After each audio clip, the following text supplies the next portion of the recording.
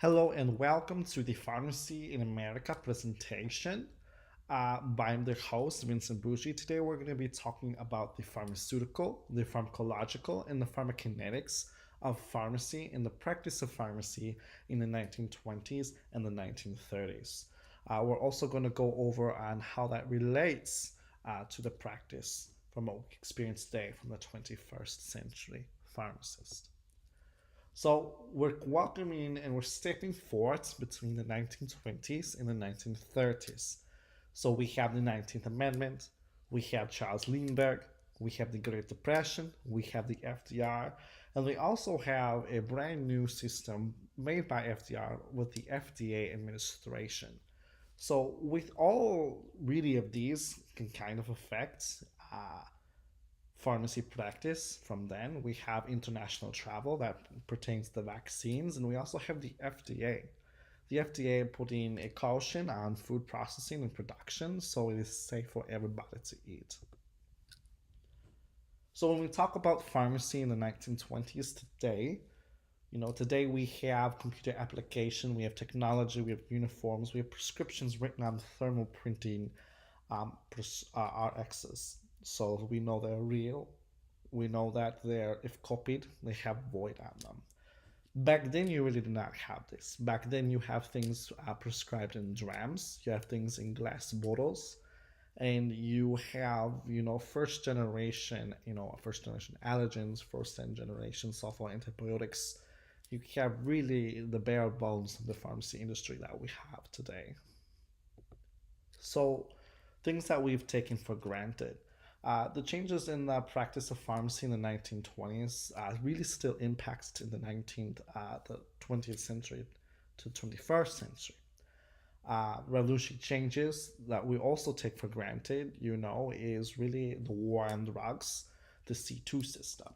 We have a tier system that is ranked from 1 to 8. Back then, they did not have that.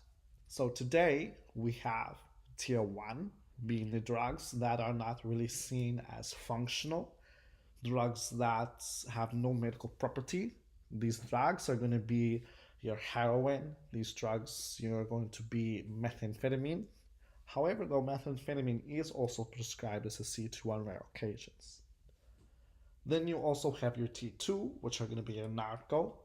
This is going to be most opioids and most narcotics. So it's going to be your hydrocodone, your oxycodone, your fentanyl, your amphetamines, your amphetamine salts.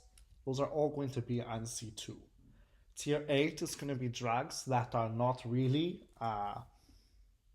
there's a use for them, but they're over the counter. It's no problem. That's going to be your vitamin C, your probiotics, your lactate pills. Those are all going to be tier 8. We also have between tier 4, 3, and 5. Those are going to be a lot of antidepressants. Those are going to be your psychologicals. They're going to be such as olanzapine, your verapamil, a lot of even diabetic drugs are between 3 to 5. So changes in the pharmacy before the 1920s, how like we did say, there was a huge production of opioid and heroin coming from China. This changed really in the 1920s when pharmacy practice changed to combat addiction. Even today, we're still trying to combat addiction with drug prescription opioids. But back then, they had nothing. It was really interesting. Also, we also have pharmacies producing alcohol in the 1920s. With the prohibition, it was 8 million prescriptions for alcohol for the dependency of that. Also, we have the production of insulin and sulfa antibiotics. We'll be talking about those later. So it's an example of some opioids and opium. Opium was prescribed in drams, not by the milliliter, not by the milligram.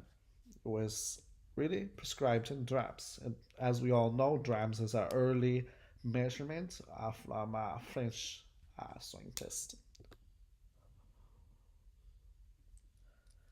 So really, the war on drugs, some say it starts in the 1990s with the balancing opioid epidemic, but really it really starts in the 1920s. In the 1920s, it was legal for pharmacies to sell narcotics, and really until the Harrison Act was assigned.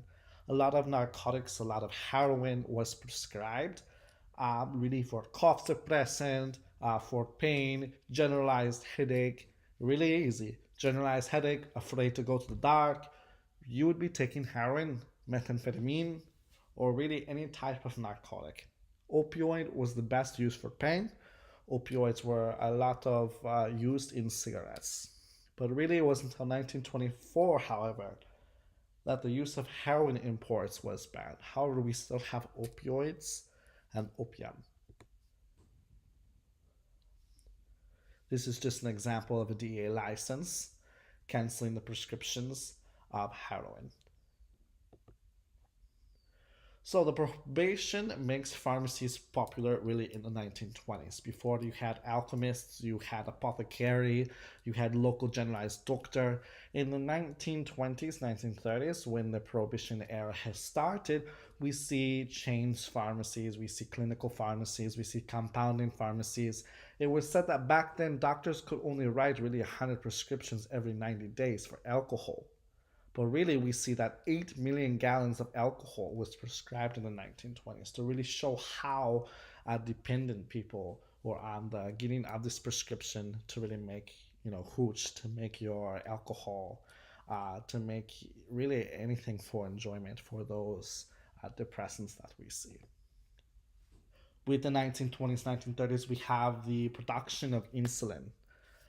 Really, insulin was really kind of invented in 1921 by Dr. Banting. However, he did not transpose this insulin that was created into R, as in Robert DNA. Our DNA is transposed, and once it's transposed, it can work for people in their insulin. It wasn't really until in the 30s, really, that Eli Lilly starts manufacturing the production of insulin. Insulin was uh, created by having a bacteria secrete insulin and insulin being transposed through our DNA. Back then, really, before insulin, diabetics were normally given months to survive. We have sulfa antibiotics. First generation antibiotic is called Protozil. We see a lot of sulfa drugs now really on the market. Some are even derived by sulfa. We see furosemide, sulfasalazine, acetazolamide. We see quite a lot now, even a lot to help with diabetics. But the first one we see is Protozil. Um, Really, the big invention of sulfa antibiotics really helped with the fact that once you had a cut, the sulfa antibiotic could really, really, make you not die. Protocil was the first successful sulfa drug, and he even Dr. Domingak, he used it really on his daughter as his test subject. So that's really how much faith he had in it. Little did he know, though, that a lot of people actually have allergies to sulfa antibiotics. Luckily, his daughter didn't, but it is common practice today that anytime someone is prescribed a sulfa antibiotic, we ask them, the pharmacist, the CPHT, or the technician, really, is there any allergy to sulfa antibiotic?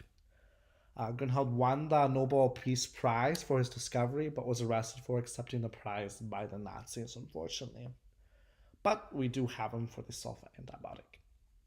In conclusion, as you can see, there's a small fraction of changes in pharmacy in the world really from the 1920s to the 1930s. It became popular with the prohibition, and it also came popular through the FDA. These changes really still impact us today, and the regulations of narcotics being prescribed. The war on heroin, the war on drugs, and the life-saving antibiotics. Today we have problems with opioids. We have a war on opioids and prescription drugs. Really, I would like to see how things change really from the 2000s into the 2030s, just to see how much change has happened.